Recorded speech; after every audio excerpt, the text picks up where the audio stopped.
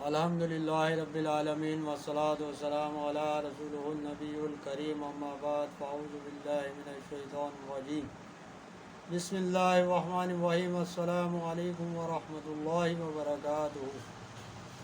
معزز حاضرین و ناظرین، آج انشاءاللہ العزیز اپنے 47ویں سلسلے کا ہم آغاز کریں گے۔ گزشتہ سلسلے میں ہم اولئک علی ھدی من ربہم واولئک ھم المفلحون کا تفسیر، اس کے بیان اور اس کی تفسیر عالمانہ اور اس کے جو اہم نکات تھے وہ ہم نے آپ کے سامنے عرض کیے تھے۔ اب اس کی جو تفسیر صوفیانہ اور جو اعتراضات اور ان کے جوابات آخر میں ہوتے ہیں وہ رہ گئے ہیں، وہ انشاءاللہ العزیز ہم آج کے سلسلے میں مکمل کریں گے۔ تو صوفیہ کرام فرماتے ہیں کہ متقی کی مثال اس شخص کی طرح ہے جو ایک میدان میں جا رہا ہے جس میں جگہ جگہ کانٹے، انگارے، غار، کھائیاں اور ہر وہ چیز ہے جو اس کو نقصان پہنچا سکتی ہے، مگر وہ عقل مند اپنی عقل کے ساتھ اور اللہ تعالیٰ کی عطا کے ساتھ بہت احتیاط سے اپنے آپ کو کانٹوں سے، انگاروں سے، آگ سے، غار سے، کھائیوں سے بچتا بچاتا اپنے سفر کو جاری رکھتا ہے، اور اس کے پاس جو روشنی ہے اس سے بھی وہ کام لے رہا ہے، اور وہ انشاءاللہ العزیز اپنی منزل مقصود پہ بخیر و خوبی اور عافیت کے ساتھ پہنچ جائے گا۔ دوسرا وہ شخص ہے کہ جس کے پاس نہ کوئی روشنی ہے اور نہ وہ ان مصیبتوں کو دیکھ پاتا ہے جو اسے رستے میں حائل ہیں، کانٹے، انگارے، غار، کھائیاں، اور وہ ان سب میں الجھتا ہوا اپنے سفر کا آغاز کرتا ہے، لیکن جلد ہی وہ یا تو آگ میں گر جاتا ہے یا کسی غار میں یا کسی کھائی میں گر کے ہلاک ہو جاتا ہے۔ تیسرا ایک اور شخص ہے جو کہ روشنی تو ہے اس کے پاس اور سفر کا آغاز کرتا ہے، مگر اپنی بے احتیاطی، جلد بازی اور ان خطرناک چیزوں سے نہ بچنے کی کوشش کرتا ہوا وہ جب سفر کو اختیار کرتا ہے تو بعض دفعہ وہ آگ میں بھی جھلس جاتا ہے، بعض دفعہ کانٹوں میں بھی الجھ جاتا ہے اور انتہائی زخمی حالت اس کی ہو جاتی ہے، لیکن کسی نہ کسی طرح وہ منزل مقصود پہ پہنچ ہی جاتا ہے۔ تو متقی مسلمان جو پہلا شخص تھا جس نے سفر کا آغاز کیا، اس کے پاس ایمان کی روشنی تھی جس سے اس نے اپنے سفر کا آغاز کیا، رہنمائی لی اس روشنی سے، قرآن پاک کی ہدایت اس کے پاس تھی، اور جو وہ کانٹے، انگارے، وہ سب دنیا کے لہو و لعب اور وہ چیزیں تھیں جو اسے دین سے، اللہ تعالیٰ سے دور کر رہی تھیں، اور شیطان کے وہ جال تھے، وہ غار، وہ کھائیاں جن کے اندر وہ گر کے ہلاک ہو سکتا تھا، لیکن اس نے احتیاط کے ساتھ، عقل کے ساتھ اور اللہ کی ہدایت پہ چلتے ہوئے اپنے سفر کو اختتام تک بخیر و عافیت پہنچایا اور منزل و مقصود پہ پہنچ گیا۔ اب جو دوسرا شخص تھا جس کے پاس روشنی نہیں تھی وہ کفار میں سے تھا کہ اس کے پاس ایمان کی روشنی بھی نہیں تھی اور نہ اس کے پاس ہدایت کا کوئی راستہ تھا جو اسے بتاتا، اور وہ کسی راستے کو ہدایت کے اختیار کیے بغیر اندھا دھند چلا جا رہا تھا، اور آخر کار وہ کسی انگارے میں یا آگ میں گر گیا یا غار میں گر کے یا کسی کھائی میں گر کے ہلاک ہو گیا۔ تیسرا وہ شخص تھا کہ جس کے پاس ایمان کی روشنی تو تھی لیکن اس نے اپنے سفر کو احتیاط کے ساتھ نہیں اختیار کیا، بد احتیاطیاں کی، دنیا کی، شیطان کے دھوکوں میں وہ دنیا میں پڑا رہا اور مختلف حادثات سے دوچار رہا، اس کو غار میں بھی وہ گرا، کانٹوں میں بھی وہ الجھا اور انتہائی زخمی حالت میں وہ اپنی منزل مقصود کو پہنچا۔ تو یہ وہ شخص ہے کہ جو گناہوں میں اپنی زندگی گزارتا ہے تو مسلمان، لیکن زندگی اپنی وہ گناہوں میں، فسق و فجور میں اور شیطان کے دھوکے میں گزار کے اپنی حالت تباہ کر لیتا ہے۔ تو صوفیہ کرام فرماتے ہیں کہ کامیابی کے یہی تین انجام ہیں، یعنی لفظ، نفس، دنیا اور شیطان، ان تمام جو بری چیزیں ہیں، جو ایک طرح سے آگ ہیں، انگارے ہیں، کانٹے ہیں، غار ہیں، کھائیاں، ان سب پہ وہ غالب رہتا ہے۔ اور یہ متقی شخص اپنے آپ کو کفر و گمراہی، جہالت اور نفس کے دھوکے، شیطان کے دھوکوں سے بچاتا ہے، اور قیامت کی وحشتوں، پل صراط کی سختیوں، جنت کی محرومی اور عذاب کی سختیوں سے نجات پاتے ہوئے آخرکار اپنی منزل مقصود پہ پہنچ جاتا ہے۔ اور تیسرا وہ جو اللہ تعالیٰ کے نافرمان ہیں، کفر میں گرفتار ہیں، اور آخرکار واصل جہنم میں ہو جائیں گے۔ اس دنیا میں بھی انہیں تباہی کا سامنا کرنا پڑے گا، اور آخرت میں بھی دنیا تباہی کا سامنا، اللہ کے عذاب کا سامنا کرنا پڑے گا۔ تو نیز صوفیہ کرام فرماتے ہیں کہ راستہ تو ایک ہی ہے، ایک شخص یا تو پیدل چل رہا ہے، یا ایک شخص بہت تیز گھوڑے پہ یا سواری پہ سوار ہے، اور ایک شخص اس سے بھی تیز سواری پہ سوار ہے۔ اب جو جتنی تیز سواری پہ سوار ہے اتنی ہی تیزی کے ساتھ وہ منزل مقصود پہ پہنچ جاتا ہے۔ تو وہ صوفیہ فرماتے ہیں کہ جو طریقت کا راستہ ہے وہ انتہائی تیز رفتاری کا راستہ ہے، کہ انسان اپنی منزل مقصود پہ بہت تیزی کے ساتھ پہنچ جاتا ہے، اور جو شریعت کا راستہ ہے وہ اس سے قدر کم اور مگر احتیاط اور مضبوطی کا راستہ ہے۔ تو طریقت کا راستہ ہے تو تیز، مگر اس میں خطرات اور اس میں انسان کو اپنی جان کے خطرے بہت زیادہ لاحق ہو جاتے ہیں۔ تو طریقت ہوتا تو بہت تیز راستہ ہے، لیکن اس کے اندر اپنے آپ کو شیطان کے دھوکوں سے بچانے کا بہت زیادہ ضروری اور بہت زیادہ اہتمام کرنا پڑتا ہے، جبکہ شریعت میں آدمی احتیاط کے ساتھ، مضبوطی کے ساتھ سفر تو آہستہ طے کرتا ہے، مگر وہ شیطان کے دھوکوں سے اور نفس کے دھوکوں سے بچتا ہوا آسانی کے ساتھ اپنا سفر طے کر سکتا ہے۔ تو یہاں مثنوی شریف کا ایک شعر مفتی صاحب نقل کرتے ہیں کہ یک زمانہ صحبت با اولیاء بہتر از 100 سالہ طاعت بے ریا،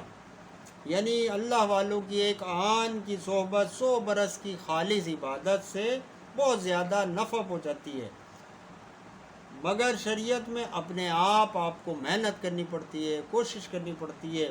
اور اپنے درجات میں آپ اضافہ کرتے ہیں، مگر طریقت میں آپ کو کسی اور کی طرف سے کشش اور رہنمائی آپ کو دکھائی جاتی ہے، اور سفر پہ آپ گامزن ہو جاتے ہیں۔ تو یہ جو کشش، یہ اللہ رب العزت کی طرف سے جو ہدایت ہوتی ہے، یہ اللہ تعالیٰ کی جو اس آیت میں بیان کیا گیا کہ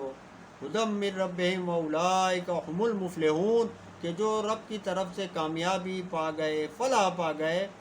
وہ وہی لوگ ہوتے ہیں کہ جن کو رب اپنی طرف خود بلاتا ہے اور ہدایت کا راستہ دکھاتا ہے۔ اور شریعت پہ جو لوگ چلتے ہیں وہ متقی لوگ ہیں، جو اللہ تعالیٰ کی طرف سے ان کو بھی ہدایت دی جاتی ہے، اور وہ بھی اللہ ہی کی طرف کامیاب و کامران پہنچ جاتے ہیں۔ تو مفتی صاحب یہاں ایک بڑا اچھا نقطہ بیان کرتے ہیں کہ جو شخص نیک اعمال میں اپنے آپ کو جلا دیتا ہے، فنا کر دیتا ہے، اور اپنی ذات کو ختم کر کے اللہ تعالیٰ کی ذات میں گم کر دیتا ہے، فنا ہو جاتا ہے، تو اللہ تعالیٰ اپنی رحمت میں اسے جذب کر لیتا ہے، اور یہ جاذبیت رحمت کے اندر اس کو مجذوب بنا دیتی ہے۔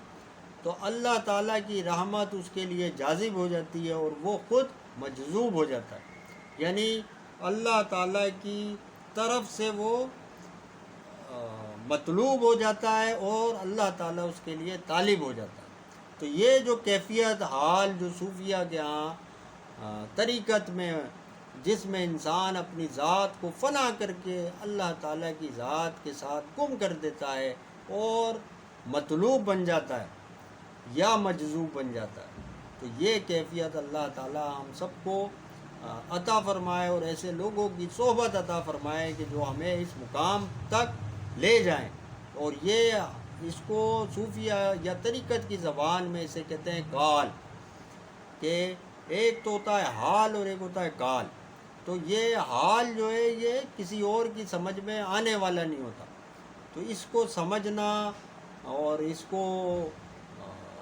سمجھانا کسی کو بڑا مشکل ہے۔ تو یہ حال کی جو کیفیت ہے وہ انسان کی وہ کیفیت ہے کہ جب وہ اللہ تعالیٰ کے لیے مطلوب بن جاتا ہے اور اللہ تعالیٰ اس کے لیے طالب ہو جاتا ہے، یا پھر وہ مجذوب بن جاتا ہے اور اللہ تعالیٰ کی رحمت اس کے لیے جاذب بن جاتی ہے۔ تو یہاں تفسیر صوفیانہ کا اختتام ہوتا ہے۔ یہاں پھر آپ اعتراضات کا آغاز کرتے ہیں۔ پہلا اعتراض آپ لکھتے ہیں کہ کچھ لوگ یہ کہتے ہیں کہ جب پرہیزگاروں کی یہاں پہ جو 6 صفتیں بیان کر دی گئیں اور وہ ہدایت اور کامیابی پا گئے، تو اب جو گناہ گار مسلمان ہیں جو کہ نہ نماز پڑھتے ہیں نہ زکوٰۃ ادا کرتے ہیں یا ان صفتوں سے محروم ہیں، تو وہ پھر ہدایت یا کامیابی سے بھی محروم رہیں گے۔ تو مفتی صاحب اس کا جواب دیتے ہیں، متقیوں کی جہاں جو یہاں صفات بیان کی گئیں اس کے اندر کچھ اصل ہیں اور کچھ فروع، یعنی اصل وہ ہیں کہ جن کو اگر چھوڑیں گے تو ہم واقعی میں ہدایت یا فلاح کو نہیں پا سکتے، اور وہ ہے ایمان۔ تو اگر ایمان ان کا قائم ہے اور وہ اپنے عقائد درست رکھتے ہیں تو وہ اگر وہ اعمال میں کمزوری یا ان کے ضعف ہے تو پھر بھی وہ کامیاب تو ہو جائیں گے، مگر اس کی مثال ایسے ہی ہے کہ جیسے ایک شخص کہ کسی کلاس میں آج اگر ہم مفتی صاحب مثال دیتے ہیں کہ جیسے کلاس میں بہت سے بچے number 1 number 2 first second third آتے ہیں، اور کچھ بچے بس پاس ہو جاتے ہیں یا پاسنگ مارکس لے کے وہ اپنا نتیجہ حاصل کرتے ہیں، ان کی کوئی گریڈز اچھے نہیں آتے، پوزیشن اچھی نہیں آتی، اور کوئی امتیازی ان کو نمبر نہیں عطا کیے جاتے۔ تو یہی اسی طرح مثال ان لوگوں کی ہے کہ جن کے اعمال میں کمزوری، ضعف یا کمی ہوتی ہے، اور وہ اس کی وجہ سے اللہ تعالیٰ کی جو محبوب بندے ہیں یا اللہ تعالیٰ کے جو کامیاب بندے ہیں ان کی صفوں میں تو وہ شامل نہیں ہوتے، لیکن پھر بھی وہ چونکہ ایمان کی دولت سے وہ سرفراز ہیں اور آخر کار وہ جنت میں جائیں گے، اور وہ پاسنگ مارک کے ساتھ بھی پاس ضرور ہوں گے۔ یعنی اعمال، عقائد اور یہ اعمال پائے جائیں وہ کامل ہدایت پہ ہیں، یعنی جن کے عقائد بھی صحیح ہوں اور اعمال بھی صحیح ہوں، جو اللہ کی طرف سے ہدایت بھی پا گئے، اپنے ایمان پہ بھی قائم رہے، اللہ تعالیٰ کے جو ایمان ان کے لیے لازم کر دیا گیا اس کے اوپر ایمان بھی لے آئے، اور جو اعمال انہیں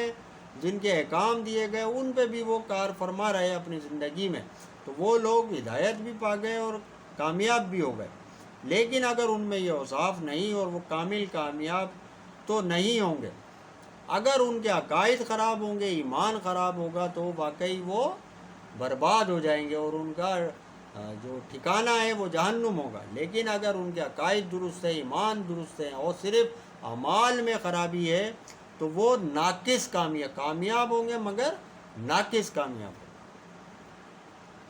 آگے دوسرا اعتراض لکھتے ہیں کہ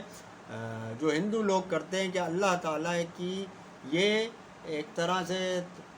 طرفداری ہے مسلمانوں کے لیے کہ مسلمان اگر نیک اعمال کریں تو وہ تو اللہ تعالیٰ قبول فرما لیتا ہے، لیکن یہی نیک کام اگر کوئی ہندو یا کوئی غیر مسلم کرے، کسی کے لیے کنواں کھدوا دیا، پل بنوا دیا، صدقہ خیرات کرے، تو وہ اللہ کی نظر میں کیوں مقبول نہیں ہے؟ تو یہ اللہ تعالیٰ نے کیوں فرق رکھا کہ نیک کام اگر مسلمان کرے تو وہ تو اس کا اجر پائے گا، بدلہ پائے گا، لیکن اگر کوئی غیر مسلم یہ کام کرتا ہے تو وہ اس کا بدلہ اسے کیوں نہیں دیا جاتا؟ تو مفتی صاحب اس کا جواب دیتے ہیں کہ اس کی مثال ایسے ہے کہ ایک شخص نے بہت عمدہ حلوہ بنایا، اس میں بڑے مغویات اور بادام پستے اور جس کو ہم میوے کہتے ہیں میوے ڈالے، لیکن اس حلوے کے ساتھ اس نے میووں کے ساتھ آخر میں اس میں زہر بھی ڈال دی۔ اور ایک شخص نے حلوہ تو بنایا لیکن اس نے اس کے اندر نہ میوے ڈالے نہ کوئی مکویات ڈالی، لیکن اس نے اس کے اندر زہر نہیں ڈالا۔ تو اب جو بڑا مہنگا حلوہ بنا لیکن اس میں زہر تھا، تو وہ حلوہ کسی کے لیے فائدہ مند نہیں ہے، لیکن جو حلوہ بغیر زہر کا ایک سادہ حلوہ تیار ہوا وہ ہر ایک کے لیے فائدہ مند ہوگا۔ تو یہ نیک اعمال حلوے کے وہ اجزاء ہیں، وہ جو اس حلوے میں ڈالے گئے، اس کے میوے اور اس کے مکویات، تاکہ حلوہ خوشنما ہو۔ لیکن اگر اس میں کفر کا وہ زہر ملا دیا گیا تو وہ اعمال بیکار ہیں، وہ حلوہ تو بیکار ہے۔ اب وہ کسی کو فائدہ نہیں دے سکتا، وہ نقصان ہی دے گا، کیونکہ اس میں کفر کا زہر شامل ہو گیا۔ اسی طرح جو ایک سادہ حلوہ ہے جس میں زیادہ میوے نہیں ہیں، خوش نمائی نہیں ہے، مکویات نہیں ہے، لیکن اس میں کوئی کفر کا غلاظت، کفر کا زہر کوئی اس کے اندر شامل نہیں ہے، تو یہ حلوہ مقبول ہوگا اور فائدہ مند ہوگا۔ تو مسلمان جو اعمال کرتے ہیں وہ فائدہ مند ہوتے ہیں اور اللہ کی نظر میں مقبول ہو جاتے ہیں، کیونکہ وہ کفر کی برائی سے، گندگی سے، غلاظت سے اور اس کی جو زہر ہے اس کا کفر کا، وہ اس میں شامل نہیں ہوتا۔ تو اللہ رب العزت ان کے اعمال کو قبول فرما لیتا ہے، اور جو غیر مسلم یا ہندو جو بھی نیک کام کرتے ہیں وہ اللہ کے نزدیک بیکار ہے، اور وہ ان کو اس کا کوئی اجر نہ دنیا میں دیا جائے گا نہ آخرت میں دیا جائے گا، کیونکہ وہ کفر پہ قائم ہے۔ تو اس طرح اس آیت کا یہاں پہ اختتام ہوتا ہے۔ اس میں ہم نے جو اعتراضات یا تفسیر صوفیانہ رہ گئی تھی وہ آج ہم نے مکمل کری۔ اگلی جو آیت ہے وہ ہے ان الذین کفروا سواء علیہم انذرتہم ام لم تنذرہم لا یؤمنون، بے شک وہ جن کی قسمت میں کفر ہے انہیں برابر ہے چاہے تم انہیں ڈراؤ یا نہ ڈراؤ، ایمان لانے کے نہیں، یعنی وہ لوگ ایمان لانے کے نہیں۔ تو اس آیت کے بارے میں مفتی صاحب تعلق سب سے پہلے بیان کرتے ہیں کہ اس آیت کا پچھلی آیات سے چند طرح تعلق ہے۔ پہلے یہ ہے کہ ان آیات سے پہلے اللہ تعالیٰ نے متقیوں کی، نیکوکاروں کی اور اللہ کے جو کامیاب بندے تھے ان کی صفات کا اللہ پاک نے تذکرہ کیا، اور اب ان کے مقابلے میں جو اللہ تعالیٰ کے مردود بندے ہیں، جو نامقبول بندے ہیں، اللہ پاک اب ان کا ذکر فرما رہا ہے، کیونکہ ہر چیز اپنے مقابل سے پہچانی جاتی ہے۔ تو اللہ تعالیٰ نے پہلے اچھے لوگوں کا تذکرہ فرمایا اور اب برے لوگوں کا ذکر فرما رہا ہے۔ اسی طرح جیسے روشنی کے ساتھ اندھیرا ہوتا ہے اور اندھیرے کے ساتھ روشنی کی تمیز کی جاتی ہے، اگر صرف اندھیرا ہو تو آپ کو روشنی کی تمیز نہیں ہوگی، اور اگر صرف روشنی ہو تو آپ کو کبھی اندھیرے کی تمیز نہیں ہوگی۔ تو اسی لیے کسی چیز کے مقابل کر کے یا کسی اور چیز سے مقابلہ کر کے اس کی ضد کے ساتھ، تو آپ اس کی اصل چیز کی حقیقت کو واضح کرتے ہیں۔ اس لیے اللہ پاک نے پہلے اچھوں کا بیان فرمایا اور اب بروں کا بیان اسی کے ساتھ رکھا، تاکہ واضح ہو سکے کہ اللہ کے اچھے بندے کون ہیں اور اللہ کے برے بندے کون ہیں۔ دوسرا تعلق یہ ہے کہ مقبولوں کی ان صفتوں کا ذکر تھا جنہوں نے ہدایت یا کامیابی پائی، اب ان مردودوں کی صفتوں کا ذکر ہے جن کی وجہ سے وہ ہدایت یا کامیابی سے محروم رہے، یعنی وہ اب صرف صفات بیان کی جا رہی ہے کہ جن صفات کو اختیار کر کے انسان اللہ تعالیٰ کی کامیابی یا اس کی رہنمائی، اس کی ہدایت سے وہ محروم رہتا ہے۔ تو وہ جو صفات ہیں جن کی وجہ سے ہم اللہ کی ہدایت سے محروم ہو جائیں گے ان کا اب تذکرہ کیا جا رہا ہے، اور ہدایت کی حکمت یہ ہے کہ دونوں قسم کی صفات کا بیان کر دیا جائے تاکہ سننے والے کو فرق نظر آ سکے کہ کون سی صفات اچھائی کی ہیں اور کون سی صفات برائی کی ہیں۔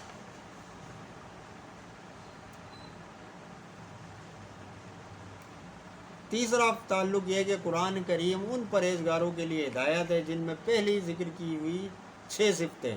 اب ارشاد ہوا کہ قرآن کریم ان کے لیے ہدایت نہیں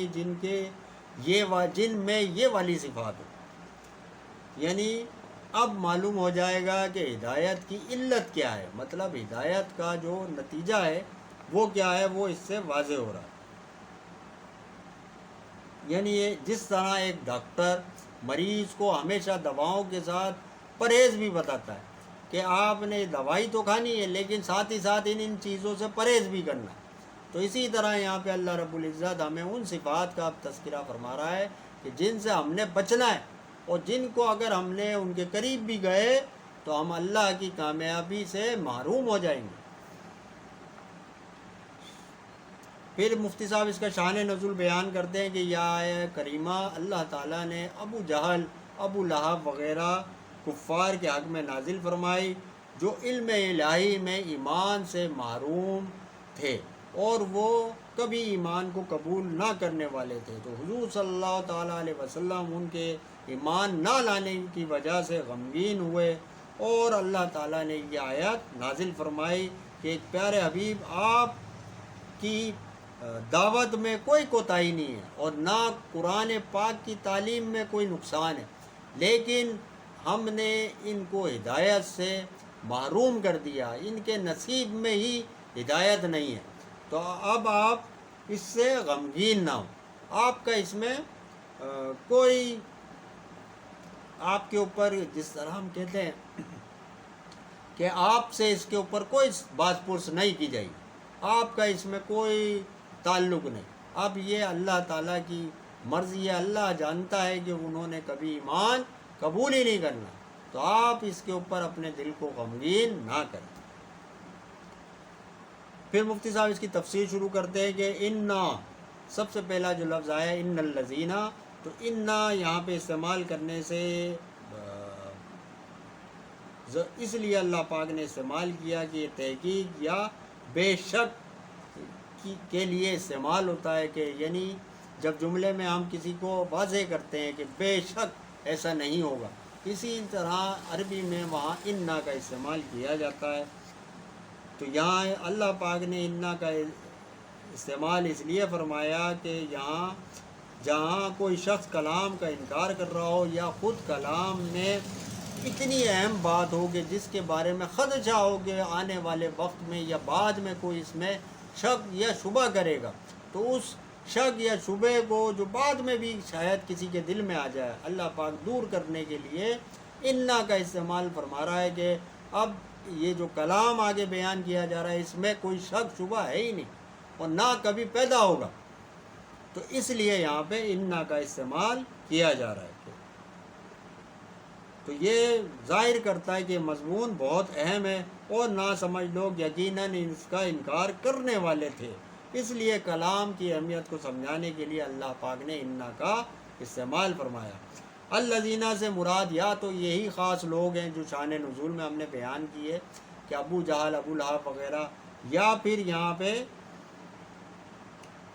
عام کفار مراد ہیں جن کی ضد اور ہٹ درمی واضح ہو اور وہ کبھی ایمان کی طرف نہ پلٹنے والے ہوں، تو خیال رہے کہ قرآن پاک کی عبارت کے عموم کا لحاظ ہوتا ہے، شان نزول کے خصوص کا، یعنی شان نزول کی جو احادیث ہمیں ملتی ہیں وہ ہوتا تو ہے کہ وہ آیت کا شان نزول کس وجہ سے تھا، کس واقعے کی وجہ سے، کس شخصیت کے لیے وہ آیا، لیکن جو الفاظ، حکم، احکام جو قرآن کے ہیں وہ بالعموم ہوتے ہیں، وہ قیامت تک کے لیے ہوتے ہیں، تو اس لیے یہاں پہ عام کفار یا وہ خاص کفار مراد ہیں جو کبھی ایمان لانے والے نہیں ہیں۔ تو اس آیت سے وہ سب لوگ مراد ہیں جو ازلی کافر ہوں اور کبھی اسلام میں داخل نہ ہوں یا اس کی طرف نہ آئیں۔ کفر سے بنائے، کفر کے لغوی معنی چھپانا، ڈھکنا، اسی لیے چھلکے کو، کسی بھی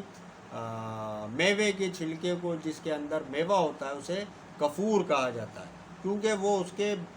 مغز کو یا اس کے اصل جو میوہ ہوتا ہے اس کو ڈھانپ لیتا ہے، چھپا لیتا ہے۔ اسی طرح کافور کو بھی کافور اسی لیے کہتے ہیں، جو خوشبو ہوتی ہے کافور، وہ اسی لیے کہا جاتا ہے کہ وہ اس کی جو خوشبو ہوتی ہے یا بو جو ہوتی ہے وہ اتنی تیز ہوتی ہے کہ اس کے آگے تمام بو یا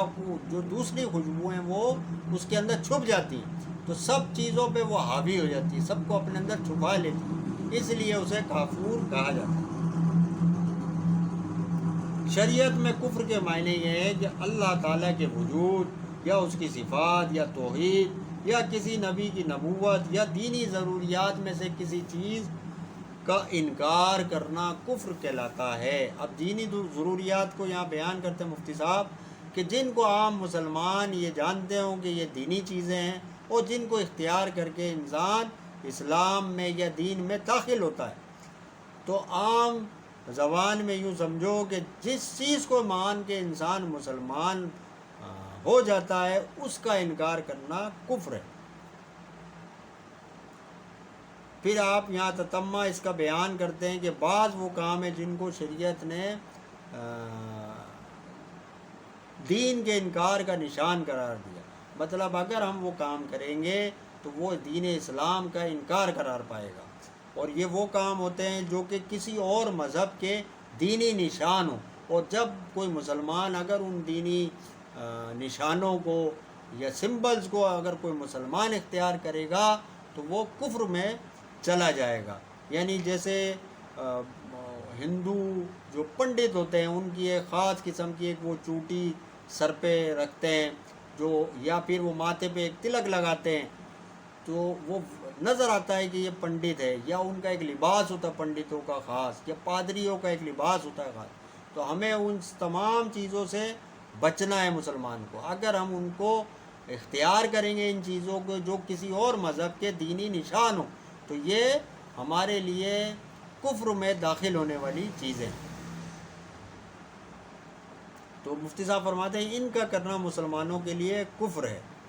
جیسے چوٹی رکھنا یا وہ تلک لگانا وغیرہ۔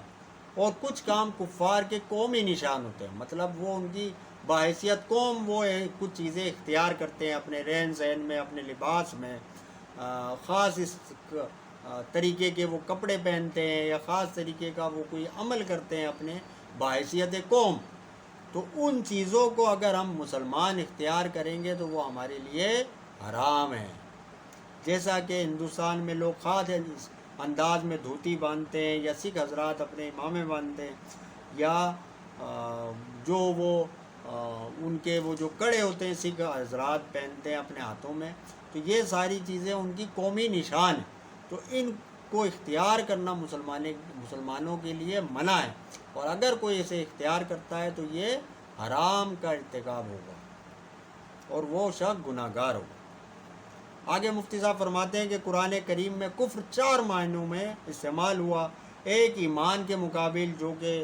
اس آیت میں بھی بیان ہو رہا ہے، ان الذین کفروا، یعنی وہ لوگ جو ایمان حاصل نہ کر سکے اور کافر ہو گئے۔ دوسری جگہ اللہ پاک نے کفر کو شکر کے مقابل میں، یعنی نا شکری کرنے والے لوگوں کے لیے بھی کفر کا لفظ استعمال کیا، اور اس کی وہ آیت مفتی صاحب یہاں بیان کرتے ہیں، وَاشْكُرُوا لِي وَلَا تَكْفُرُونَ۔ اور تیسرا جو مقام ہے وہ ہے بیزاری کا، یعنی کفر کو استعمال کیا اللہ پاک نے قرآن میں بیزاری کے لیے۔ یکفر بعضکم بعضا، یعنی جو لوگ بعد میں یا اس کے بعد آئے اور وہ اللہ پاک نے ان سے بیزاری کا اظہار فرمایا، تو کفر کو بیزاری کے معنوں میں بھی استعمال کیا جاتا ہے۔ پھر آگے مفتی صاحب فرماتے ہیں کہ کفر کی بھی 4 قسمیں۔ ایک وہ کفر جو انکار ہوتا ہے، یعنی جو اللہ تعالیٰ کو نہ جاننا، ماننا اس کا، اور اس خبر سے بے خبر رہنا کہ اللہ تعالیٰ ہے اور خالق کائنات وحدہ لا شریک ہے۔ دوسرے وہ کفر جو کہ رب کو جانتے تو ہیں مگر دل سے یا زبان سے اقرار نہیں کرتے، اور اپنی ضد اور ہٹ درمی سے کفر پہ جمے رہتے۔ تیسرے وہ کافر جو عناد یا کسی وجہ سے اپنے دل میں کسی اور شخص کی وجہ سے، مطلب وہ اللہ تعالیٰ کو بھی جانتے ہیں، ایمان کو بھی پہچانتے ہیں، مگر اپنے دل میں کوئی کسی چیز کی وجہ سے ایسا ان کے خوف یا کسی چیز سے عناد ہوتا ہے جس کی وجہ سے وہ کفر کو اختیار کرتے ہیں اور ایمان کی طرف نہیں آتے۔ اور چوتھے کافر وہ ہیں جو نفاق کی وجہ سے کفر میں گرفتار ہوتے ہیں، مطلب زبان سے تو اقرار کرتے ہیں مگر دل میں وہ ایمان یا اللہ تعالیٰ پہ، اس کی صفات پہ یا حضور صلی اللہ تعالیٰ علیہ وسلم سے محبت نہیں رکھتے اور عداوت رکھتے ہیں، تو یہ بھی کفر کی ایک قسم ہے۔ تو یہاں ہم اپنے سلسلے کا آج کا اختتام کرتے ہیں۔ آگے جو اس کی تفسیر اور جو اس کے اہم نکات ہیں وہ انشاءاللہ العزیز ہم اپنے کل کے پروگرام میں آپ سے عرض کریں گے۔ اللہ رب العزت سے دعا ہے کہ ہمارے پڑھنے کو، آپ کے سننے کو اپنی بارگاہ میں قبول و منظور فرمائے۔ وما علینا الا البلاغ۔